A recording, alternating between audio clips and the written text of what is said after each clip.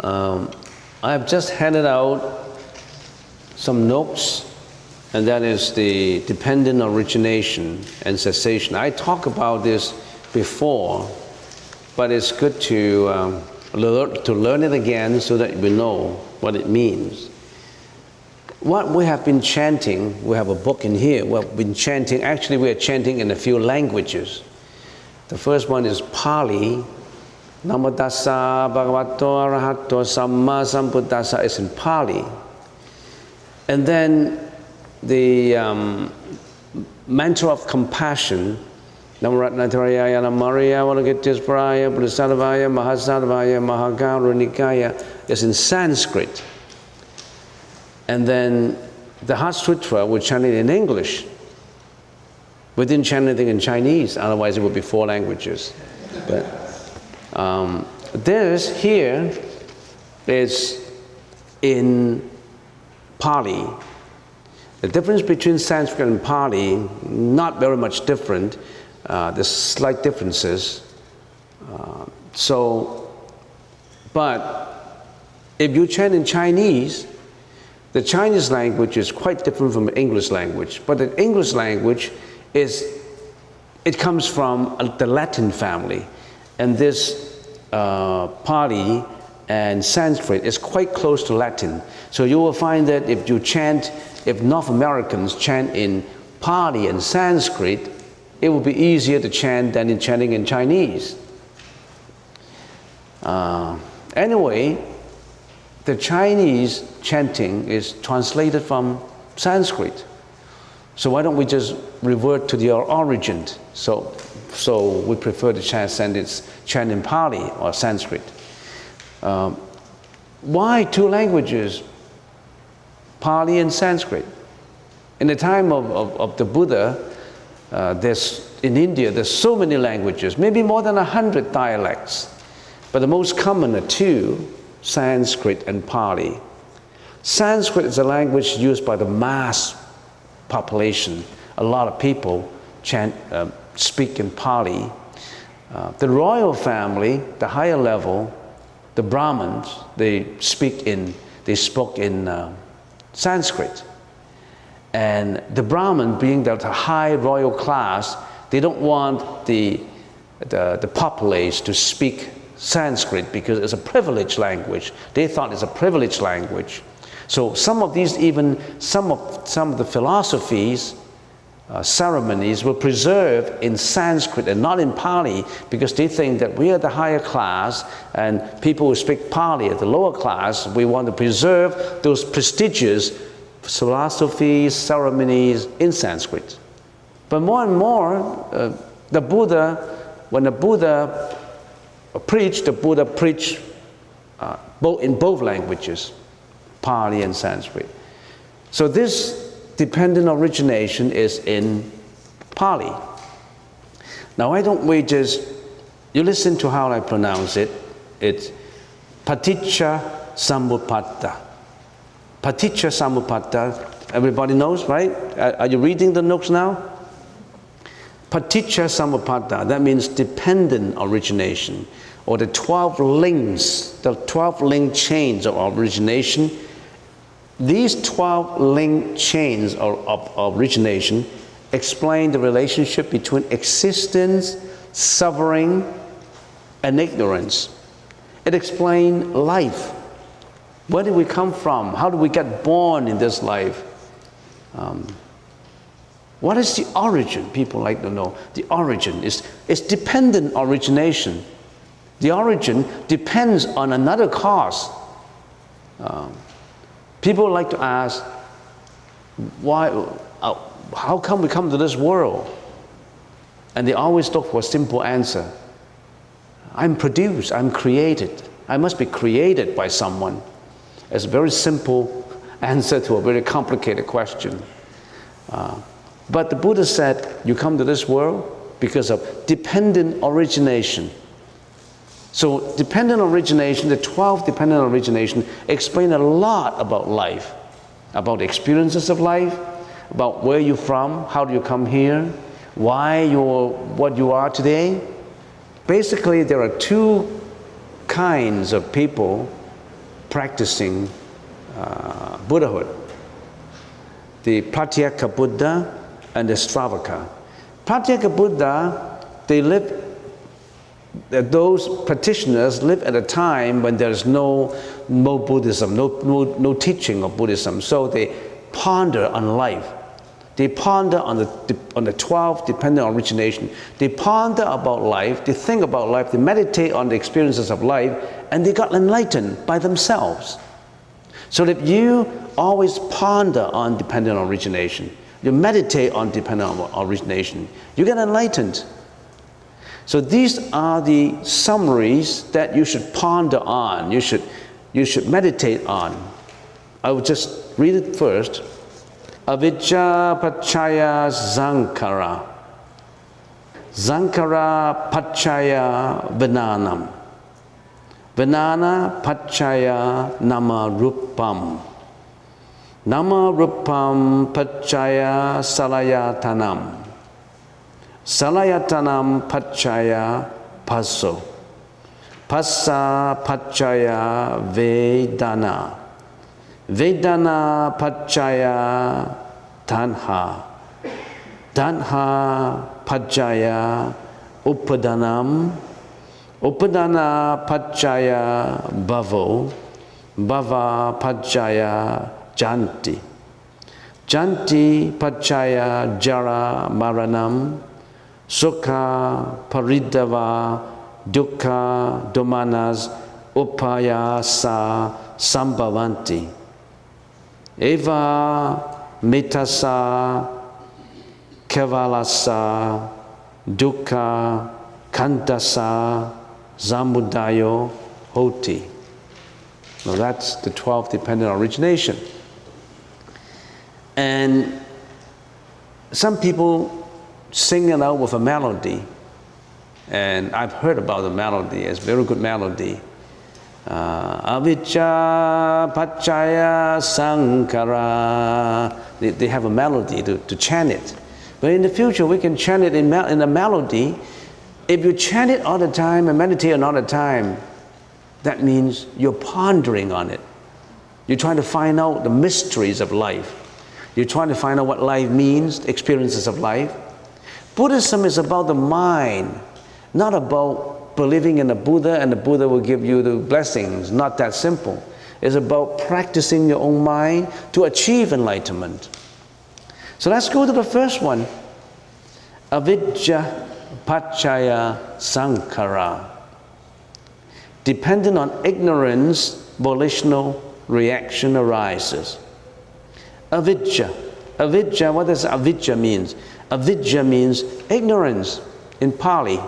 You're learning, right now you're learning the Pali language at the same time. Avijja. Avijja Pachaya Sankara. So avijja is ignorance. Depending on ignorance, Sankara means volitional reaction or mental formation arises. That it also, if we use another way to express it, the condition why volitional reaction arises is because of ignorance. Because of our ignorance, then volitional reaction arises. Now that is just a broad summary about the first link of dependent origination.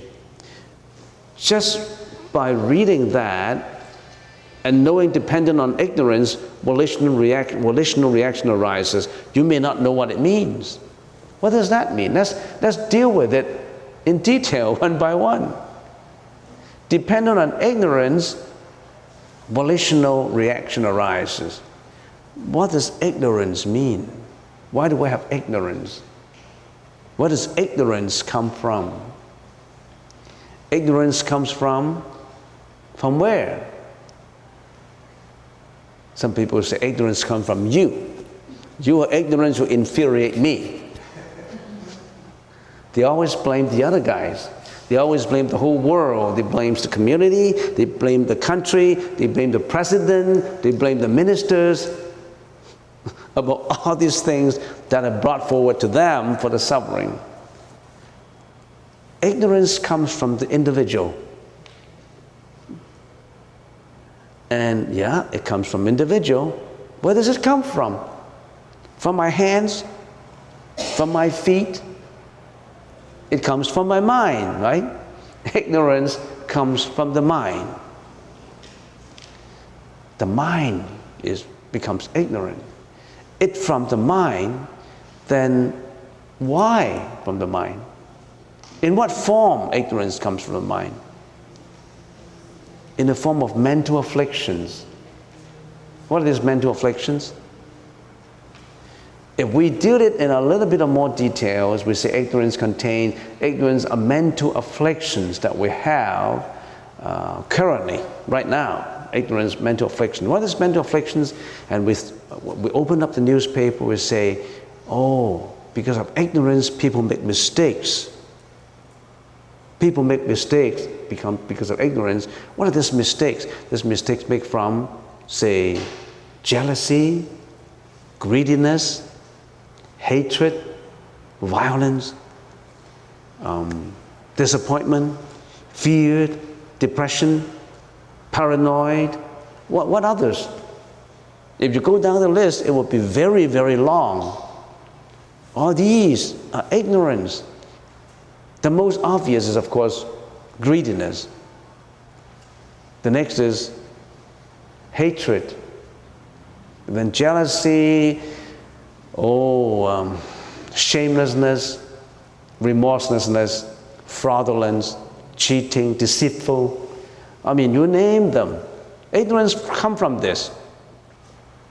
Because of all these mental afflictions, when these mental afflictions originate from the mind, they don't just stop there. All these mental afflictions are the hidden karmic energy inside the mind. They're hidden. They're hidden now, but they're looking for expression. The greediness is not just hidden in there and that's it. It's hidden, but when the time matures, it seeks expression. It becomes expressed karmic energy. The greediness will manifest into stealing. The greediness for sexual behavior will manifest into misconduct. The hidden energy of hatred will manifest into killing, fighting, struggling. So all these hidden karmic energy will find its expression by expressing it and carry into actions. So ignorance would not just be there, residing in there, hidden in there, it would find manifestation. When ignorance finds manifestation through the mouth, what would ignorance become? Lying, cursing, flattery, double tongue. What else? Can you think? I can't think about any more right now. Try to find some more. I always think of a workshop where everybody give me a piece of paper, and when we say, what are the ignorance? Please write them down on a piece of paper. Whoever get the most will get an award. So there's a lot of these things. So ignorance, hidden ignorance, when it seeks expressions through the mouth, through speech, will become cursing, lying, double-tongued, deceitful flattery. And when these things get expressed, manifested, they don't just manifest and that's it. All these produce energy. All these manifestation, if its nature is good, it becomes good energy.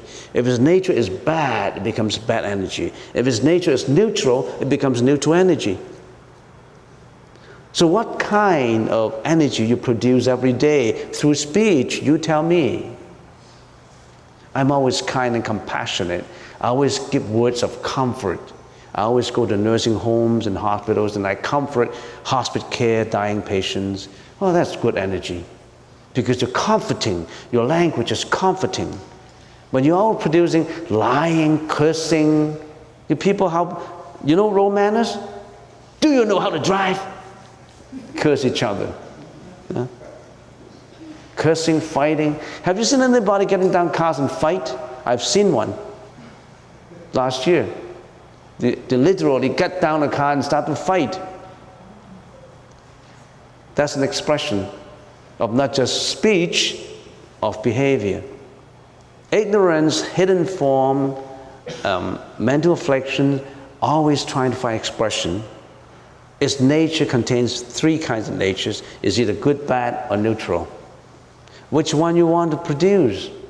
Sometimes it's involuntary. You don't know. You just, whenever, you react accordingly, according to your own background, your own education, your own karmic energy that induces you to produce. But volitional reaction, that means a manifestation of this ignorance. Now when it manifested in forms of behavior, the Buddha generally summarized it in forms of behavior. Ignorance manifested in forms of behavior, we summarize it in three ways. What are these? Killing, stealing, and sexual misconduct. Killing. I don't kill. We're killing every day, do you know? We kill animals for food. You visit slaughterhouses, we kill millions of animals every day. Pigs, cows, goats, you name all these animals, you kill them every day. And you're telling me we're not killing? We kill animals for fur. We kill seal for the fur, for the skin. We kill animals for the mink coat. We kill every day. Not just killing animals, international wars, genocide. If you know history, you should tell me. You would know. We manifest our hidden ignorance into killing. Not just killing, into stealing. And this stealing has a lot of connotation that contain in it. Not just literally shoplifting. Greediness dominates you in the signing of contract, in confiscation of properties. If you are officials in the government, you want to confiscate as many properties as possible, and you want to acquire as much as possible through illegal means. That's stealing. Falsification of contract. Many of these stealing acts manifest in various forms. I can't tell you. Ask a lawyer how stealing would fit into all kinds of greediness. Sexual misconduct. You know, what have you done?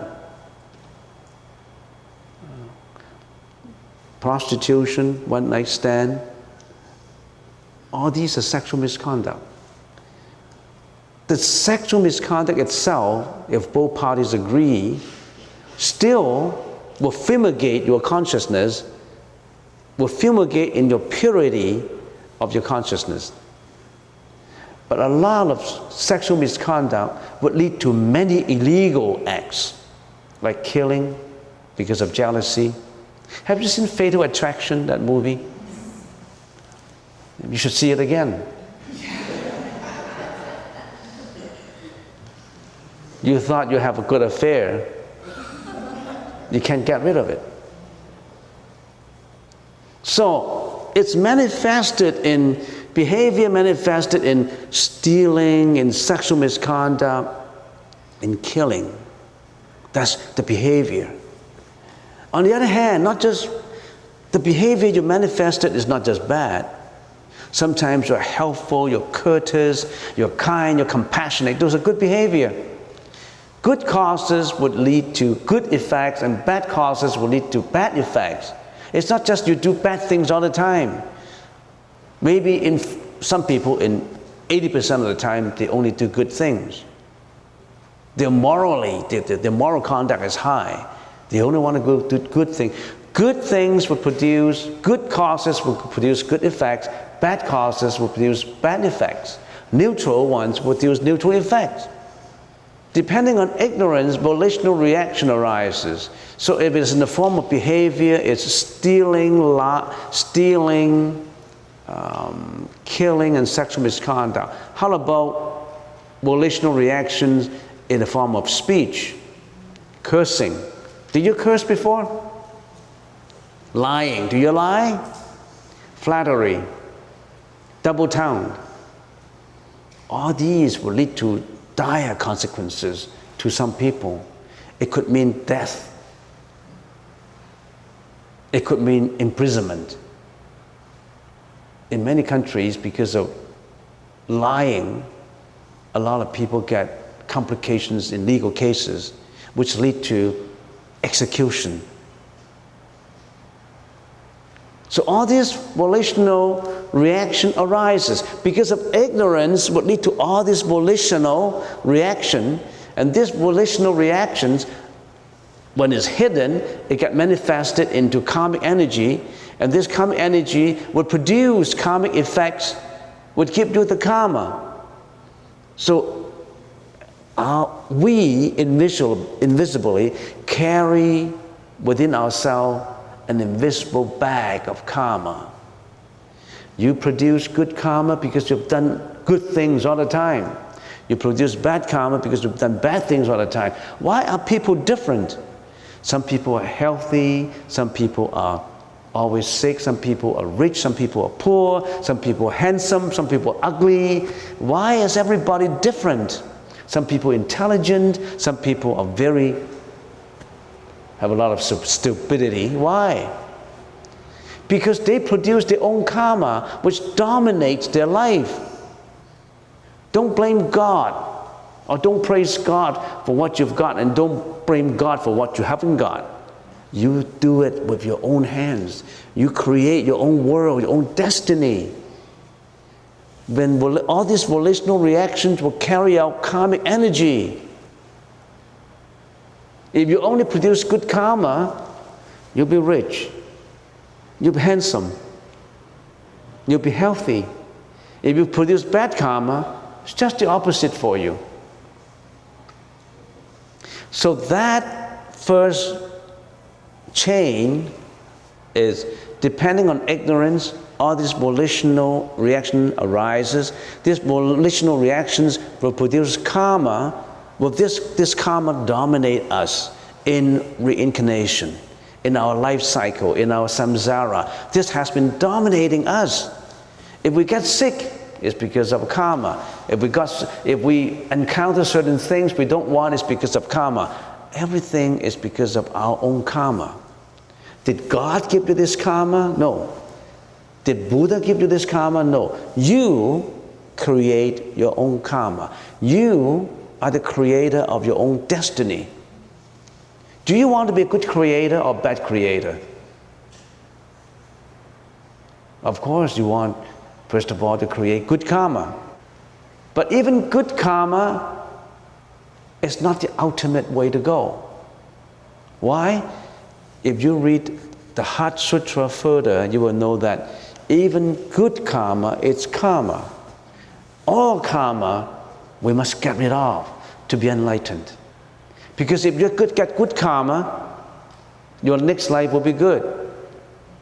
Say if you have done all the good things in the world, and in your next life you're a multi-billionaire, for example, just give an example. Because of what you have done. Because you're so generous, you donated so much, you've done a lot of good things, you're both healthy and you're also a billionaire. When you become a billionaire, what happened to you? You're driving a good car, you're living in a mansion, so you have a lot of girlfriends now. You don't look for them, they come to you. Why? Because you have a lot of money. All these people who want to get close to you will flock in. And you, being influenced by all of them, would produce another chain of karma. You have a few billion dollars, and a finance guy said that you want to multiply that because you have 6 billions now, but look, every year you are spending 2 millions. So you have 6 billions, and one day you will dry up your treasuries. Why don't you multiply it? We have investment avenues that you can go by. You can do this, you can do that, you can do this.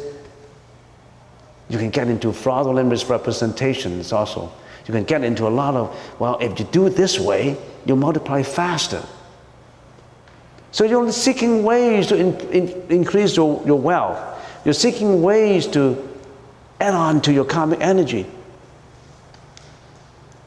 So look, you were good before in your previous life. You become a billionaire now. You're a billionaire now. You're building up bad karma again. We're living in that cycle. So the Buddha said even good karma has to be purified. You got to let go of everything. Good or bad, letting them all go. So dependent on ignorance, volitional reaction arises. Avidya paccaya sankhara. So that avidya paccaya sankhara contains a lot of philosophy in it, a lot of experiences in it, a lot of information in it. You ponder on it, think about it. That's why the Pratyeka Buddha, without the teacher teaching him on Buddhism, can enlighten himself, because when he meditates, how come avidya, how come ignorance breeds volitional reactions, and these reactions will bring karma, so I'm going to watch my action.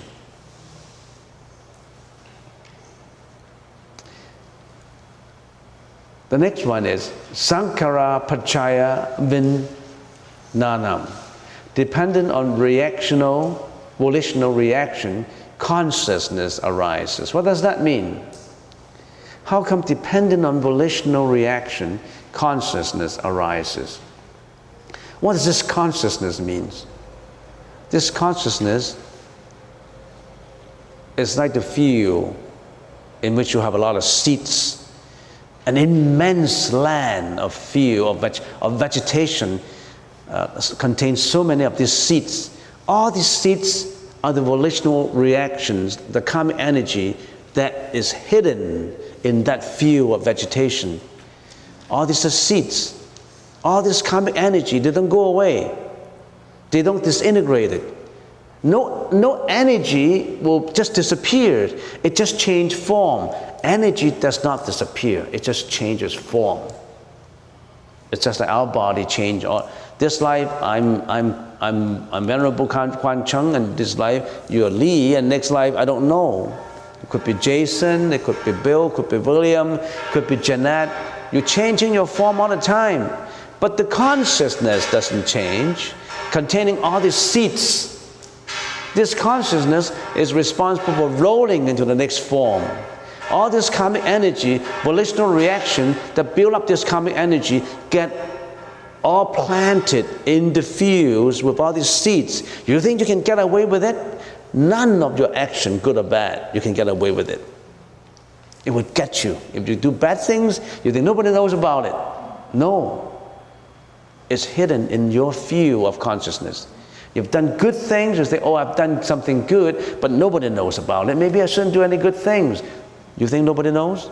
You already have planted that seed in that field. It won't go away. Every thought is a seed in your field of energy, in your consciousness, in your field of consciousness. How big is his consciousness? As big as the universe. So, depending on ignorance, volitional reaction arises. Depending on volitional reaction, consciousness arises. That means we build up this consciousness in us. You, me, every individual, you have that consciousness. We call it the alaya consciousness, the vijnana, the alaya vijnana. This alaya vijnana, in some of the religion, they call it the soul. That's the soul. But we don't call it the soul. Because if you call it the soul, it's not comprehensive. We call it the alaya consciousness. That alaya consciousness is invisible, but it's extremely powerful. That's your mind. That's also part of it is your mind. That consciousness, part of it is your mind. And Buddhism is the study of that consciousness.